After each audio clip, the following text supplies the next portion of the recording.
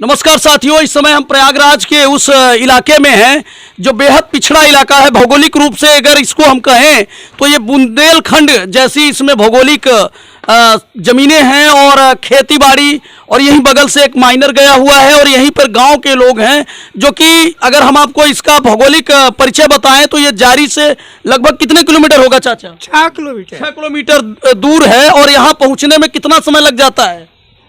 अमूमन जारी से अगर आप अतरसुइया मार्ग की तरफ से होकर आएंगे तो कितना समय लगेगा? आधा घंटा लगता है।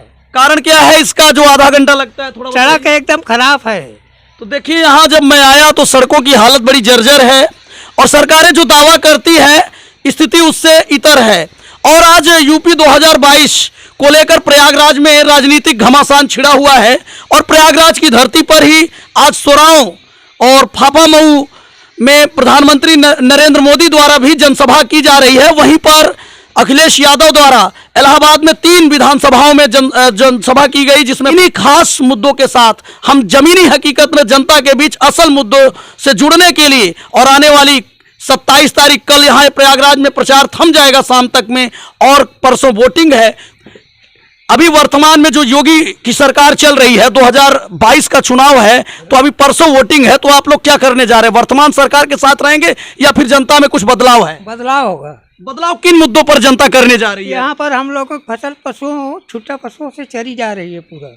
अच्छा, ये बताइए, ये जो पशु जो आप कह रहे हैं छुट्टा पशु, ये मुद्दा गरमाया हुआ है और लगभग आप तो न्यूज़पेपर में भी देख रहे हैं, सीधा दिया है कि पश्चिम में छुट्टा पशु जो है भाजपा का वोट चढ़ गया। तो क्या यही मुद्दा काम करेगा जो पश्चिम में वही पूरब में? हाँ, यही पर।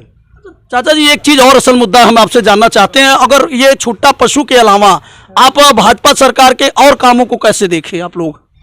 और हम लोग बस वही पुराना है, ये सब काम अच्छा नहीं किए हैं। अच्छा, नाम क्या है चाचा जी आपका? हमारा समर बहादुर सिंह नाम है।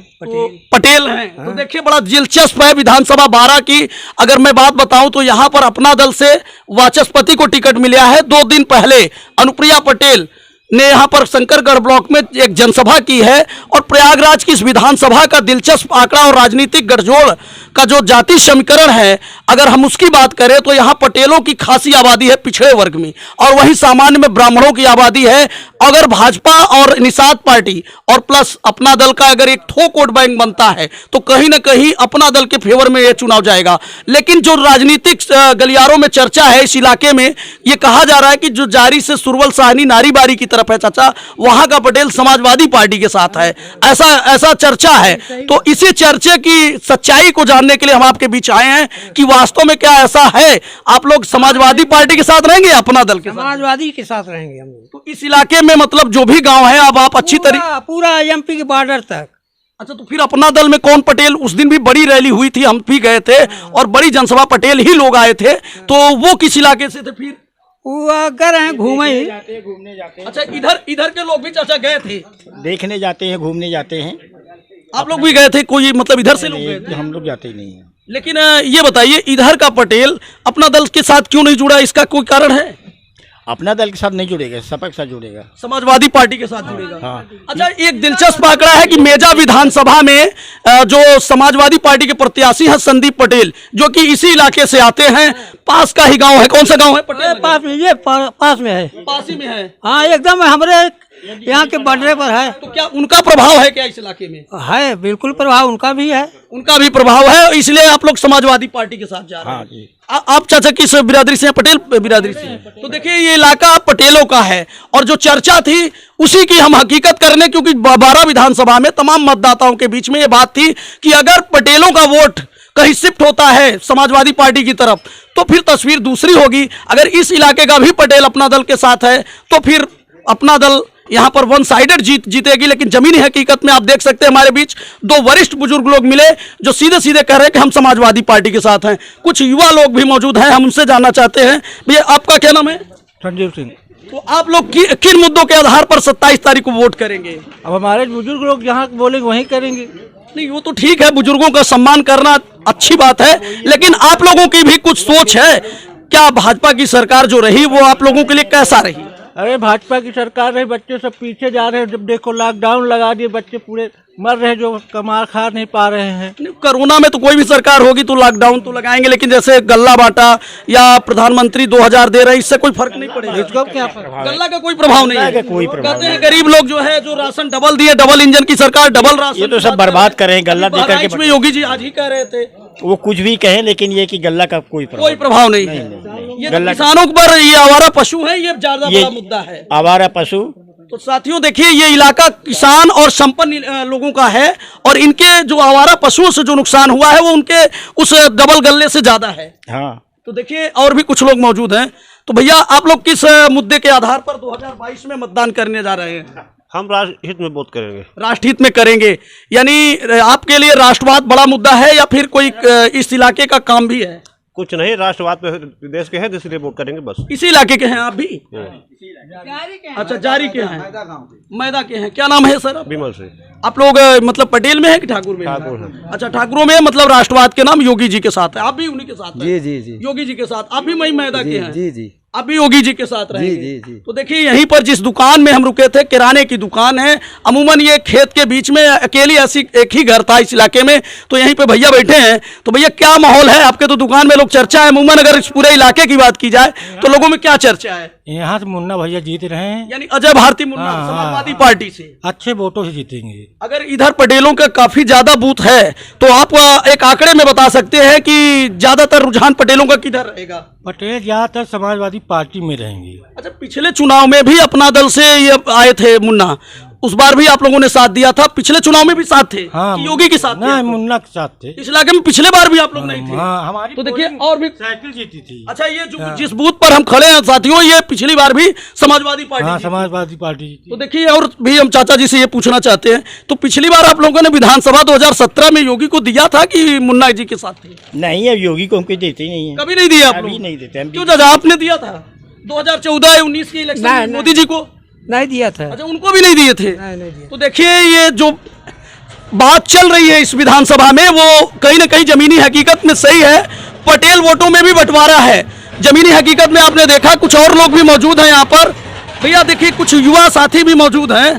भैया क्या नाम है भैया आपका?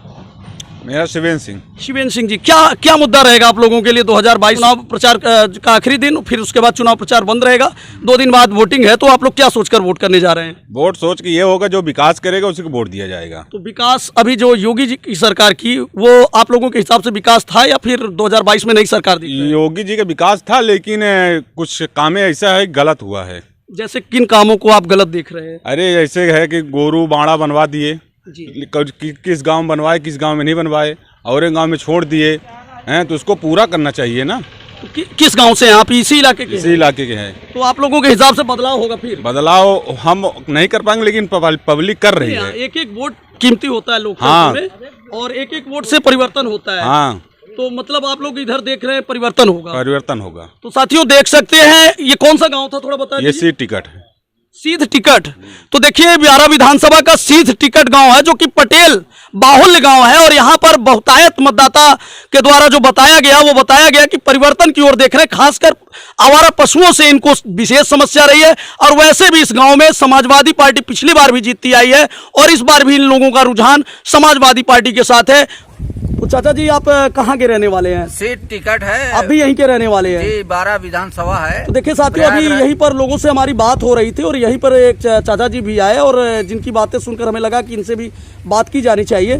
तो आपको क्या लगता है कि 2022 में क्या होगा फिर? परिवर्तन चाहिए। परिवर्तन होगा। अगर विधानसभा 12 की बात किया जाए तो कौन सा प्रत्याशी आप लोगों के हिसाब से आगे चल रहा है? मुन्ना भैया। अजय मुन्ना को आप लोग वोटिंग करने जा रहे जी, जी, हैं? जी। अच्छा, ये मौजूदा विधायक जो थे 2 बार से, पहले समाजवादी पार्टी से जीते, फिर जो है भाजपा के रथ पर सवार होकर लखनऊ पहुंचे, और अब बहुजन समाज पार्टी में है। कल उनकी एक बड़ी रैली कोंधियारा में की जा रही है, जिसमें वो सतीश मिश्रा जी को इन्वाइट करके कहीं ना कहीं ब्राह्मण वोटों का अपनी ओर रुझान करना चाहते हैं, इस कोशिश में लगे हैं। तो ऐसे में उनकी क्या संभावना होगी इस बार? अरे कुछ नहीं, वो तो पागल। अच्छा, पिछली बार वो किस हिसाब से जीते थे? भाजपा में जीते थे वो तो भाजपा की उस समय हनक अच्छा, थी। लहर में जीत गए थे। लहर में जीत गए।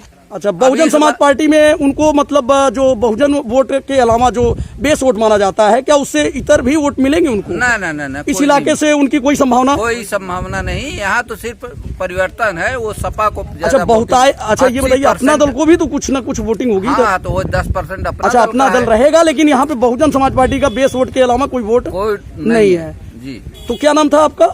राजेंद्र कुमार सिंह है। तो ये देखिए, राजेंद्र कुमार सिंह जी हैं और इसी इलाके के हैं, और इनके द्वारा बताया गया हमें कि वोट यहाँ पर परिवर्तन के नाम पे जा रहा है। जी। धन्यवाद। आज की 12 विधान तो फाफामऊ में भारत के प्रधानमंत्री नरेंद्र मोदी ने जनसभा को संबोधित किया। वहीं अखिलेश यादव लगातार अभी एक दिन पहले भी प्रयागराज आए थे और आज उन्होंने प्रयागराज में 3 विधानसभाओं में अपना दौरा किया। ऐसे में तमाम नेता अपने लिए राजनीतिक बिछा रहे हैं और माहौल बना रहे हैं, मतदाताओं को लुभा रहे हैं, कुछ अपने काम गिना रहे हैं और कुछ अपने काम करने के लिए जनता से वादे कर रहे हैं। देखना है जमीनी हकीकत, हम आपको दिखाएंगे कि जनता किन के वादों पर यकीन करती है। और इस इलाके की बात किया जाए तो अभी तक मैंने जो दिखाया कि पटेल बाहुल इलाका था और यहीं पर अनुप्रिया पटेल द्वारा 2 दिन पहले शंकरगढ़ इलाके में एक बड़ी रैली की गई थी। उसके बाद प्रयागराज की इस विधानसभा का इस इलाके में क्या माहौल है, आज हम लोगों से बातचीत कराते हैं। भैया, क्या नाम है आपका? जगदम्बा प्रसाद।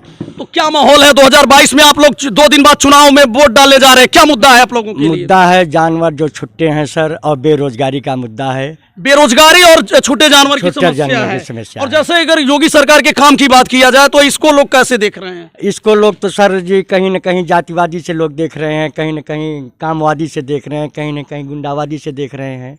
यानी कहीं ना कहीं जो बात पिछली सरकार के ऊपर लगा वही बात इन पर भी आपके कहने के अनुसार बातें आ रही हैं। जी। और इसलिए तो आपके हिसाब से बदलाव हो रहा है। जी सर। तो देखिए यहीं पर ताऊ जी खड़े, क्या करेंगे ताऊ जी 2022 में? बस ऐसे बोलिए, आवाज आएगा। क्या करेंगे? सबसे मुद्दा है कि पशुपालन, ये जो आवारा पशु इस इलाके का प्रमुख मुद्दा है। तो साथियों, आप देख सकते हैं हमने लगातार इस पूरे इलाके की जो आज की रिपोर्टिंग रही हमारी दिन भर की, पहला मुद्दा इस इलाके का आवारा पशु है। और हमने बताया कि जीवन यापन का प्रमुख साधन खेती है और खेती पर ये लोग डिपेंड हैं। अगर उसको कोई नुकसान पहुंचता है तो सीधे सीधे इनको दिक्कत होती है। तो चाचा जी, अगर नाम जानना चाहे तो क्या है? नाम क्या है? केदारनाथ है। किस बिरादरी से है? चूंकि देखिए पाल है, तो पाल समाज क्या करने जा रहा है? बदलाव करेगा या फिर योगी जी के साथ ही रहेगा? अरे बदलाव करेगा, जब बदलाव करेगा। उनका तो हर काम चला गया। अच्छा, पिछली बार क्या किए थे आप लोग? जैसे अगर पाल बिरादरी की इधर बात किया जाए तो पिछली बार क्या किए थे 2017 में? योगी जी को दिए थे वोट? अरे और दिए थे और नहीं दिए थे, वो तो बढ़ के गया था। वोट तो सबका होता है। भैया, आप क्या करेंगे?